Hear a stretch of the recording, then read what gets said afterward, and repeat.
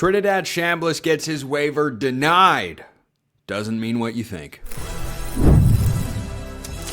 You are Locked On College Football with Spencer McLaughlin, your daily podcast on all things college football. Part of the Locked On Podcast Network, your team every day. Welcome, everybody, to another episode of Locked On College Football. I'm your host, Spencer McLaughlin. Thank you all so much for making this your first listen or your first view every day. It is part of the Locked On Podcast Network, your team every day, the number one sports podcast network out there. Thank you all very much, especially my everydayers, for helping make that the case. Has BYU done enough to contend for the Big 12 championship in 2026 with their transfer portal moves? We'll discuss that. And did you see what was said by a legendary head coach from the great state of Montana? If you didn't, you need to.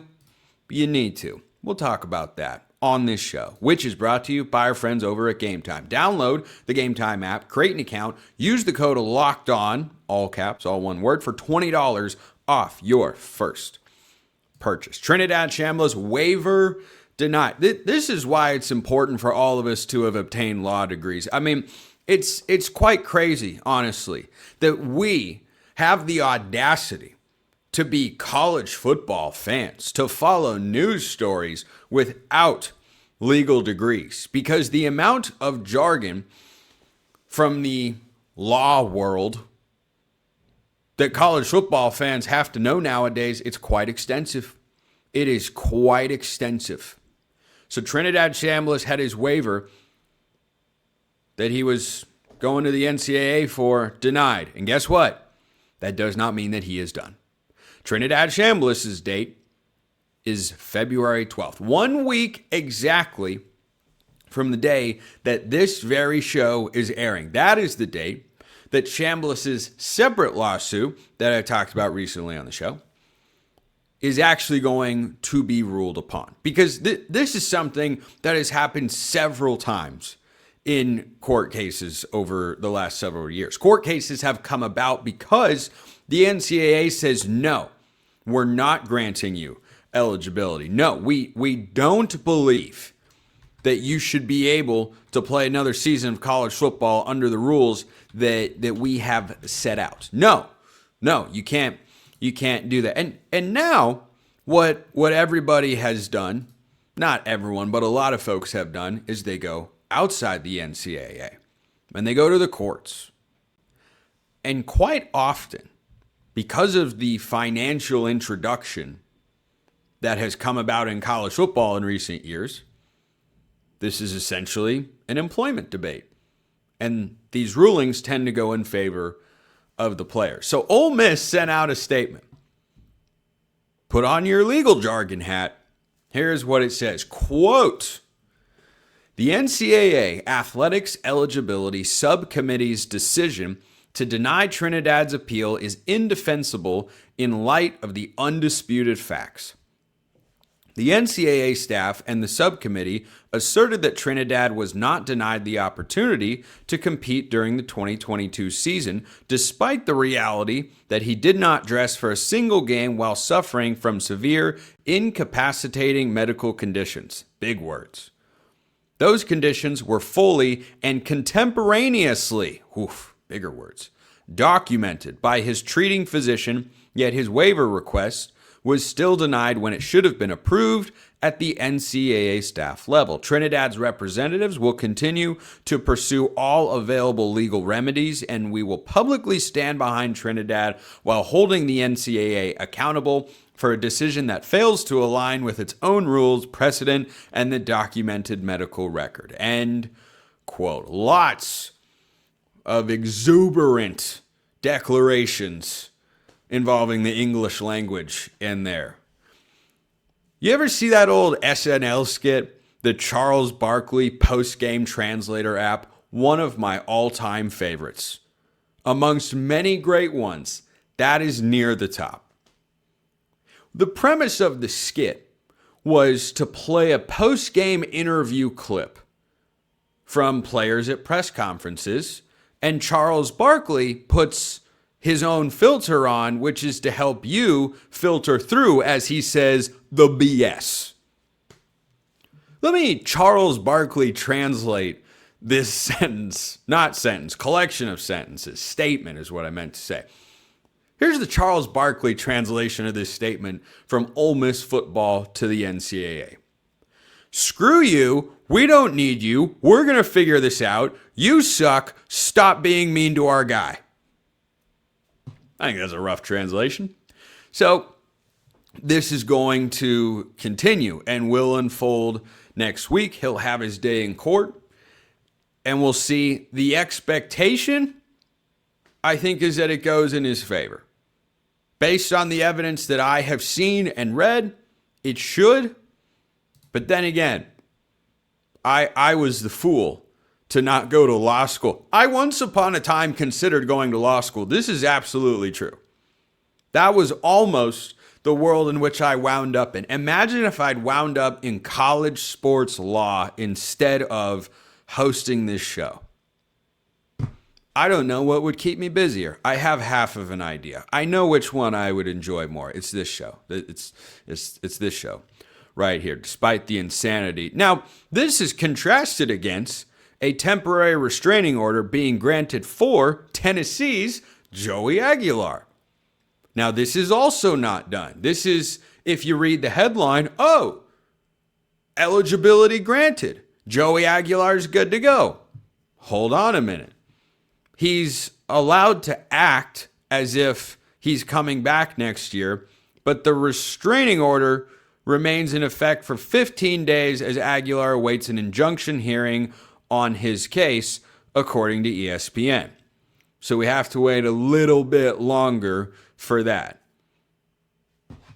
But again, the NCAA tends to rule against this stuff. The courts tend to be more in the, sure, we're on board. You go, Glenn Coco. 3 for you, Glenn Coco, and none for Gretchen Wiener. So both of these cases are just slowly making their way through. The grinds of the gears of justice can often move slowly. But here we are. I don't know if Tennessee, this conversation will be had on this show once we know who's playing quarterback for the Vols in 2026. But I have a much better idea for Ole Miss, who actually, beat Power 4 teams with winning records last year. That if their quarterback returns, they are in the national championship picture. Only, and I mean only, in college sports in the United States. Do you have any friends that live abroad? I got a buddy that was an exchange student when I was in high school, and he's German. And let me tell you, people that are not from the U.S. find the entire concept of college sports insane and wild. What do you mean you play sports while going to school? You just go to school. Not the way we roll. Not the way we roll in the good old U.S. of A. Imagine me trying to explain. I'm going to see him in a few months. I don't think he'd be able to wrap his head around all of this. He's a smart guy. But he'd probably just have, what do you mean? They're suing for, they're doing all of this? What? Yeah. Welcome to college football, folks. Leave your thoughts in the comments below. Hit me up on Twitter, however you want to get in touch. Is BYU's transfer portal class enough? That shall be explored coming up next. I'm Kalia Butler, host of Locked On Women's Basketball, and this is Mazda's Women's Basketball Snapshot, celebrating the work no highlight reel can ever capture. Number 1 ranked UConn dominated Tennessee 96-66, turning a halftime tie into a historic win and avenging last season's loss by delivering the largest margin in the rivalry's history. AZ Fudd had 27 points and Sarah Strong added 26 as the Huskies remain perfect on the season, reminding everyone why they are the reigning national champions. In the Big Ten, number 2 UCLA rolled past number 8 Iowa 88-65, powered by 22 points from Angela Dukelich and a huge advantage in the paint, staking their claim as a national threat. These moments are earned off the clock, those long before the lights ever come on. The sweat, the fakes, the doubt, the scrapes, and coming back for more every time. Mazda puts that same drive into every detail. Wins define the moment, putting in the work, that defines you. There's more to a Mazda because there's more to you. Has BYU done enough in the transfer portal to contend for the Big 12 championship again?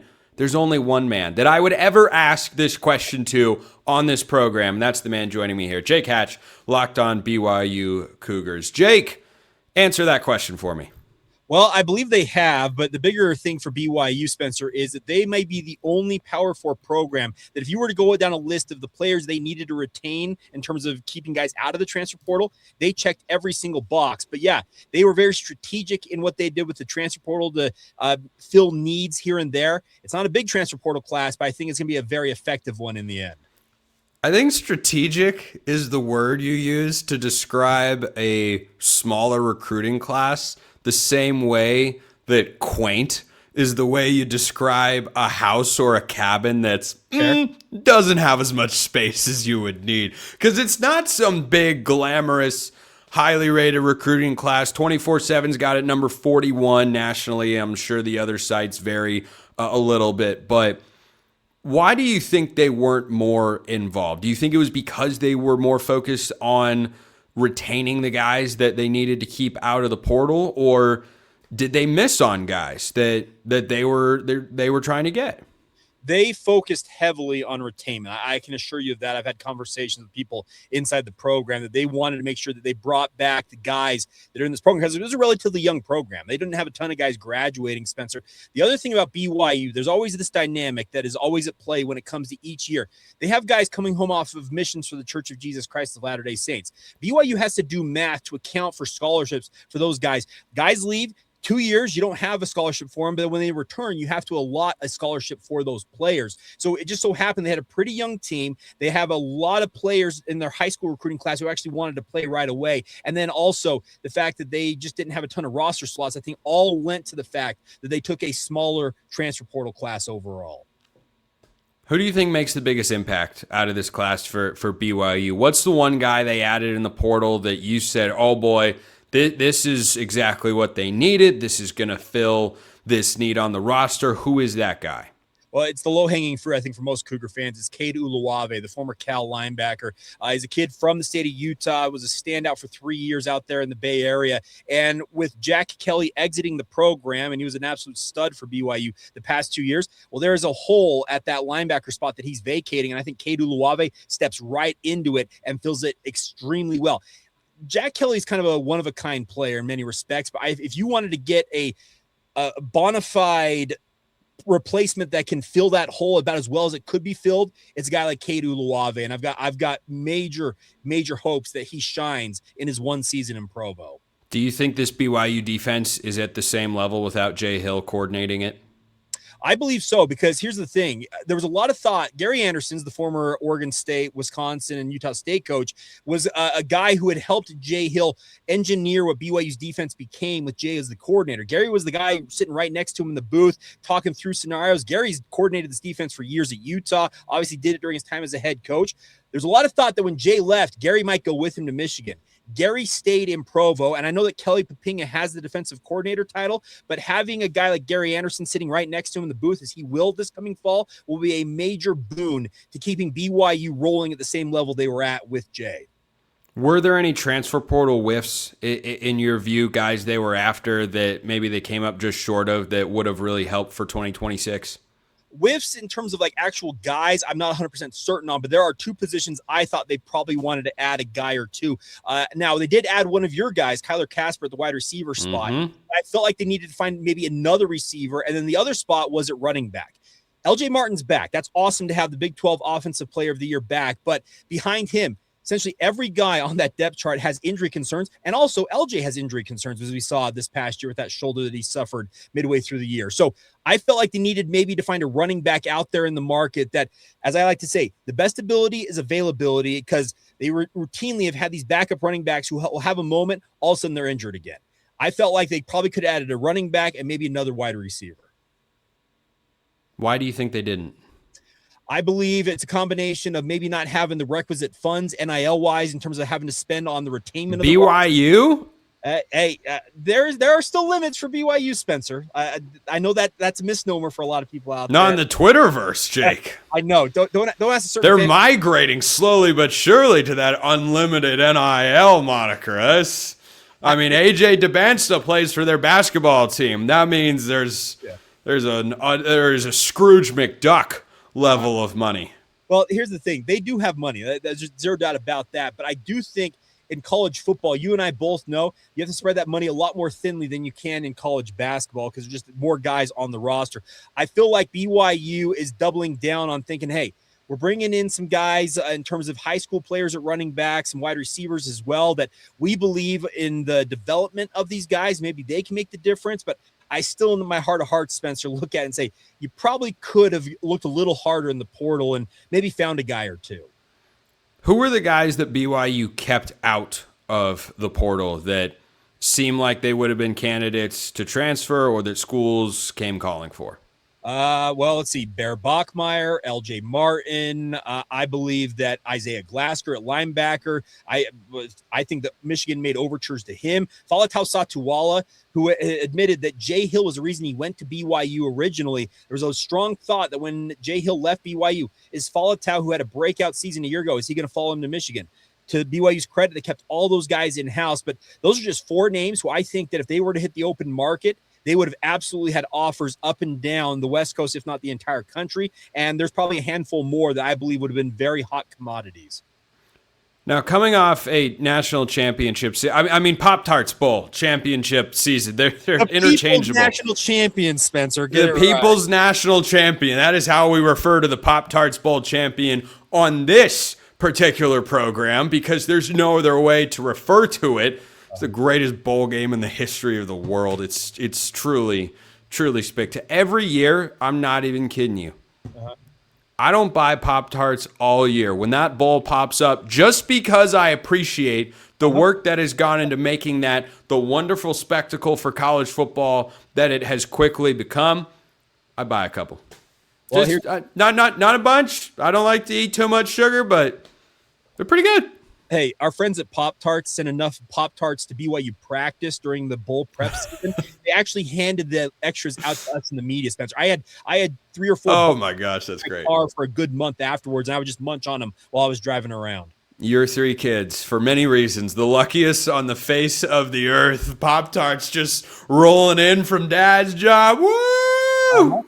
No doubt about that. Trust me, they enjoyed the month of December. There's no doubt. Yeah, I bet. So after that season, going into next year, has BYU made themselves better than they were last season? I believe so. I think that the fact that they've doubled down on continuity, skill development, bringing everybody back that led them to a pretty impressive year last year, and then adding some key pieces like Cade Uluave, adding some pieces on the offensive line, etc. I do believe BYU is better going into 2026, and they better be because guess what? Texas Tech isn't slowing down. Houston's not slowing down. Their arch rival Utah obviously is revamping a bit, but they're always going to be a tough out. The Big 12 is getting better, and BYU has to stay ahead of the curve as much as possible. By the way, did you take care of my guys, Kyle Safarczyk and Austin Leusa up there in Provo? Austin is off to the NFL, and I believe he's going to get an opportunity in NFL camp, and I would highly expect that Kyle Safarczyk is going to end up as a starting offensive lineman this fall. For those who are confused as to why those are my guys, those would be Southern Utah transfers who I covered during their time in Cedar City. They were very good. And I actually, little story time here to wrap this segment, Jake. I was on the road with SU football, and we were watching the BYU game while we were having team dinner the day before because BYU was playing on a Friday. And I'd forgotten that Leusa had transferred there. And so I'm sitting talking to our coach and watching the game. And he goes, "See Leusa out there?" And I said, "What?" "Yeah, Austin's starting to right tackle." I'm like, "He's starting? Yeah. You kidding me?" And he goes, "Yeah, dude was good." I'm like, "Well, I knew he was good. I didn't know he'd just go start for an 11-win team in the Big 12. He said, yeah, guy's real. Austin's best bet for the NFL is the fact that he can play 4 of the 5 positions on the offensive line, Spencer. similar to Kyle Safarchuk, who I think can play any of the interior positions. And that's the nice part about guys like that, is they come and they prove themselves at this level. BYU has turned to Southern Utah multiple times in the recent past to add pieces. Anisi Purcell is another name you've mentioned. And I'm just going to say this, from the BYU side of things, take care of our boy LeMason Waller down there in Cedar City for us, okay? Will do. All's fair in love and war and transfer portal exchanges. Jake Hatch, Locked On BYU Cougars. Great, as always. Did you hear the comments of Bobby Hauck? Do you know who Bobby Hauck is? Jake does. If you don't, you need to. And it says something not so great about the state of college football. First, this episode brought to you by our friends at Indeed. Hiring isn't just about finding someone willing to take the job. It's about finding the right person with the right background who can actually help your business move forward. And if you want candidates who match what you're looking for, Indeed-sponsored jobs is indeed the move. See what I did there? Because instead of hoping the right person stumbles across your post, Indeed helps you match with quality candidates by boosting your job listing to the people who fit your specific criteria, like skills, certifications, and location. If I were going to hire somebody to help me with this show, I wouldn't want somebody that can just help, that can do a couple of things. No, I'd want someone with real experience who can jump right in and be effective right away. Here's a stat that says it all. In the minute I've been talking to you, companies like yours made 27 hires on Indeed, according to Indeed data worldwide. So if you're hiring, spend less time searching and more time interviewing candidates who check all your boxes with Indeed-sponsored jobs. Listeners of this show will get a $75 sponsored job credit to help get your job the premium status it deserves at Indeed.com/podcast. That's Indeed.com/podcast. Terms and conditions apply. If you're hiring, do it the right way with Indeed. This episode also brought to you by our friends over at Game Time. There's nothing like being an NBA fan and being in an NBA arena. The crowd, the energy, the moment. Getting tickets, though, that part hasn't always been simple. That's where Game Time comes in. Game Time has become the go-to app for scoring tickets fast, without the hassle. It puts the advantage back where it belongs with the fans. And I can tell you from personal experience, I have used Game Time to go to college football games, to go to college basketball games, to go to comedy shows in Las Vegas. And guess what? I'm going to keep using them. I actually have tickets on my phone. This phone right here. I have tickets on that phone that I purchased on Game Time to go to a show in Vegas. Why? Because I know I'm going to get a great deal. I know the process is going to be easy. I can get all-in pricing up front. I can see a view from the seat before I arrive, so I know what to expect. They do it the right way. Take the guesswork out of buying NBA tickets with Game Time. Download the Game Time app, create an account, use code LOCKEDON for $20 off your first purchase. That's code LOCKEDON for $20 off. Download the Game Time app today. And remember, it's gametime.co, not gametime.com. So check them out at gametime.co. It is incredibly rare for me to have a non-realignment topic to discuss on this program in which I bring up an FCS school. I am doing that today because when you hear myself or many others, coaches, players, media figures talk about the state of college football and why it's not in a sustainable place, this is the perfect example of what we are collectively talking about and alluding to. So, for those of you that don't know, Montana head coach Bobby Hauck is retiring. He has had 2 stints with the Grizzlies, was UNLV's head coach. It didn't work out, and he went back to Montana. He has been wildly successful at the FCS level. He is at one of the probably 5 to 10 best FCS programs in the country. He is an outstanding coach, a very well-regarded human being, and a guy that is Montana football. Absolute certified legend.